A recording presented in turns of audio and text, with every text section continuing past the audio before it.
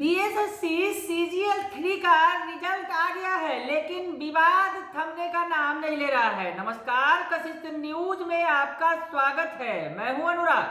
खबर BSSC CGL यानी combined graduate level के 3 की जो परीक्षा हुई थी सचिवालय सहायक की, उसका रिजल्ट आ गया है। लेकिन रिजल्ट आने के बाद भी विवाद खड़ा हो गया है। पिछले दिनों बताया आपको, पेपर लीक होने के बाद विवाद हो गया था।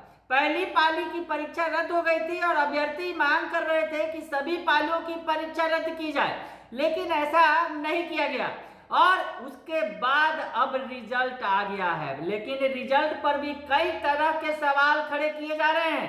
जो छात्र नेता हैं दिलीप कुमार, जो लगातार विरोध करते रहे हैं, परीक्षा को रद्द करके फिर से परीक्षा लेने की मांग करते रहे हैं, उन्होंने फिर एक बार सवाल खड़ा कर दिया है।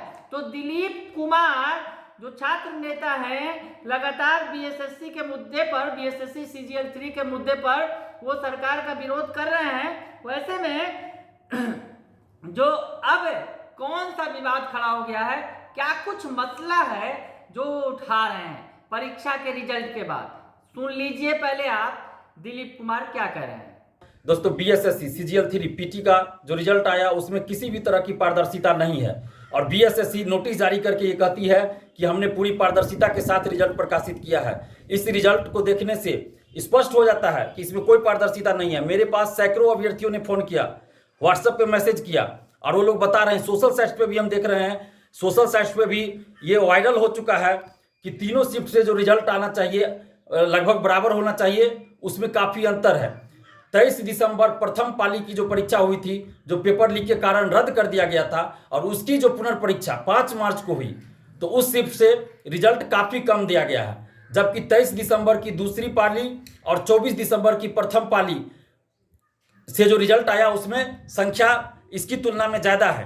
23 दिसंबर दूसरी पाली से 4200 के आसपास रिजल्ट है और 24 दिसंबर की प्रथम पाली से भी लगभग 4200 के आसपास, थोड़ा कम ज़्यादा हो सकता है, रिजल्ट है।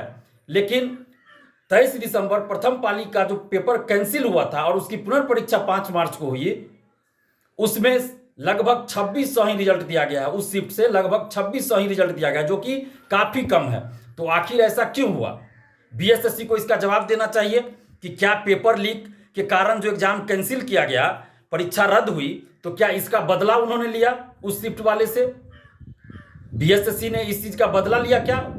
इस जो 5 मार्च को पुनर्परीक्षा हुई उसमें चूंकि 23 दिसंबर को प्रथम पाली की परीक्षा रद्द हुई थी और उसकी पुनर्परीक्षा बीएसएससी को करवाना पड़ा, तो क्या उसका बदला परीक्षार्थियों से लिया है बीएसएससी ने?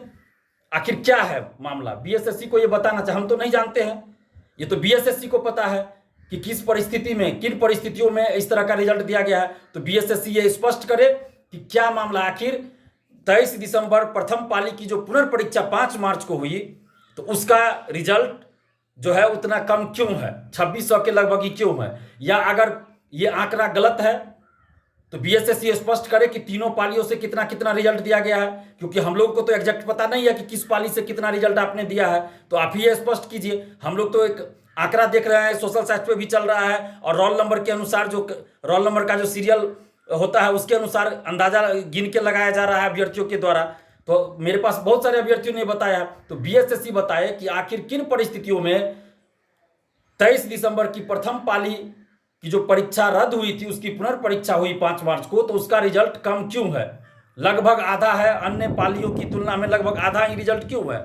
या क्या ऐसा तो नहीं है कि चूंकि प्रथम पाली 23 दिसंबर की परीक्षा रद्द हुई, पुनर्परीक्षा हुई, तो उसका पेपर लीक नहीं हुआ, दोबारा जो परीक्षा हुई, और 23 दिसंबर की दूसरी पाली और 24 दिसंबर की प्रथम पाली का भी पेपर सोशल साइट्स पे क्वेश्चन वायरल था, तो क्या इस वजह से तो नहीं उसमें ज़्यादा लोग सफल हो गए उन दोनों पालियों में?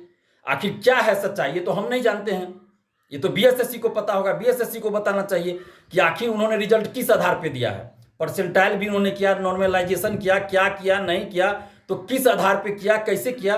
बीएसएससी को एक नोटिस जारी करके या प्रेस कॉन्फ्रेंस करके मीडिया के माध्यम से अभ्यर्थियों को बताना चाहिए, क्योंकि 9 लाख अभ्यर्थी ये सवाल कर रहे हैं। हम सोशल साइट्स पे जिस दिन रिजल्ट आया उसके शाम से ही देख रहे हैं, रिजल्ट आया उसके बाद से ही हम ये देख रहे हैं।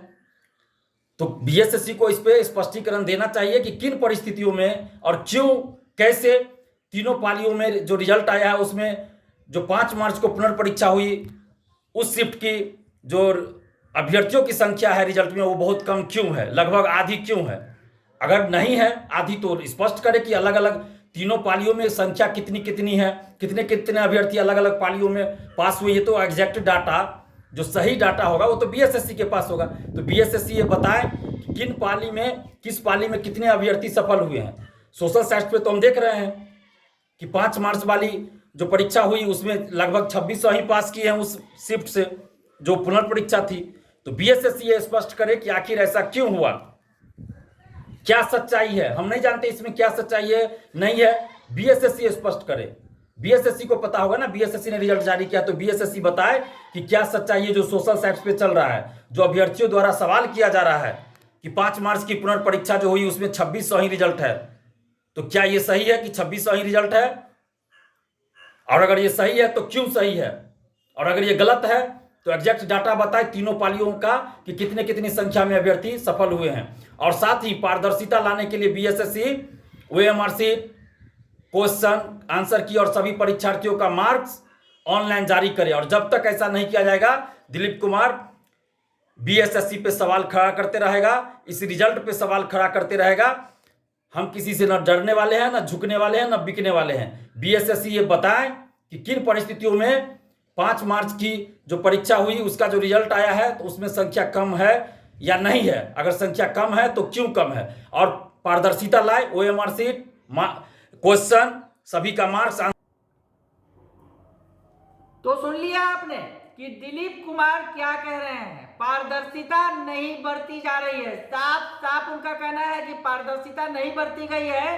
और जो पहली पाली की जो परीक्षा रद्द हुई थी और बाद में पुनर्परीक्षा हुई उसमें बहुत ही कम अभ्यर्थियों को पास किया गया।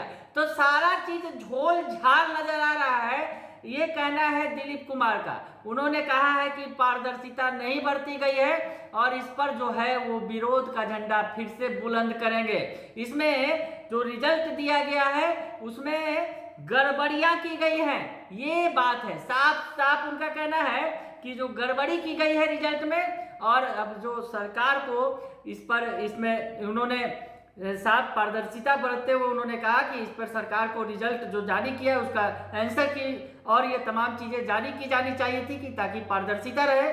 लेकिन और जो भी अभ्यर्थी पास किए हैं उनका जो उनकी लिस्ट है वो भी नहीं जारी की गई। तो इन तमाम चीज़ों पर उन्होंने सवाल खड़े कर दिए हैं और सरकार से मांग की है कि पारदर्शिता बरतते हुए इन चीज़ों को जारी किया जाए। बने रहिए कशिश न्यूज के साथ, तमाम खबरों से आपको अपडेट रखेंगे। फिलहाल के लिए इतना ही, धन्यवाद।